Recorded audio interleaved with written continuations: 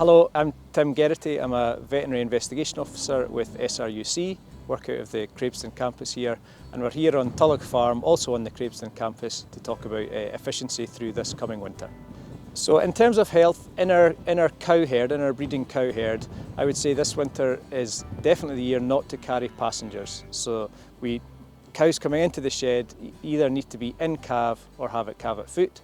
In terms of health, the two major things to look for in our cow herd would be parasites. So if we're not sure if they've got liver fluke, speak to your vet and how we'll test for that. And Johne's disease. We really can't afford to carry cows that are test positive for Johne's disease through this coming winter. The health risks to cows in terms of profitability is really undermining good nutrition. So both undiagnosed parasites and Johne's disease, what they'll do is the cow will eat the same ration, but she won't hold her body condition or she won't gain body condition. So we'll be spending money on a high quality ration and not seeing that return. And that is obviously a cost that none of us can afford to carry this year. In young stock terms, the major risk of course is pneumonia, and the costs for pneumonia really come down to increased mortality and reduced growth rates also. We minimise these effects of profitability really by planning ahead. So for the cow herd, think about scheduling your Johne's test, speak to your vet about getting a liver fluke test done on the herd, and planning for pregnancy diagnosis. We need to know if they're pregnant. In the young calves, we need to think about minimising stress on these young animals. The weather is against us, so we know it's a very difficult time of year for managing pneumonia. We can't pile other stresses on top of there. So a nice soft landing when they come into the shed, easy access to a rumen-safe ration, plenty easy access to fresh water. Have thought through your vaccine programme, ideally vaccinated before coming in, and not piling too many stresses on at the same time. So let's separate weaning from housing if we can.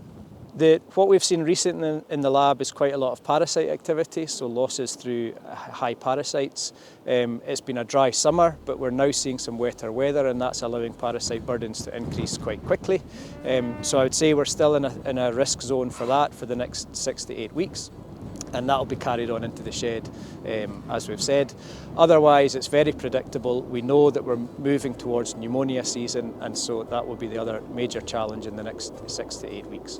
The main key challenge is the increased cost of production and keeping a cow. With the 3 Fs, fuel, feed and fertiliser, all rising, it's put increasing costs on keeping the suckler cow in Scotland. Producers can reduce costs this winter by scanning cows and getting rid of any passengers that aren't either rearing a calf or in calf. So a bespoke ration allows you to analyse your forage, measure the dry matter, the crude protein and the energy, and then blend the rest of the ration round about this to best suit your cattle's needs.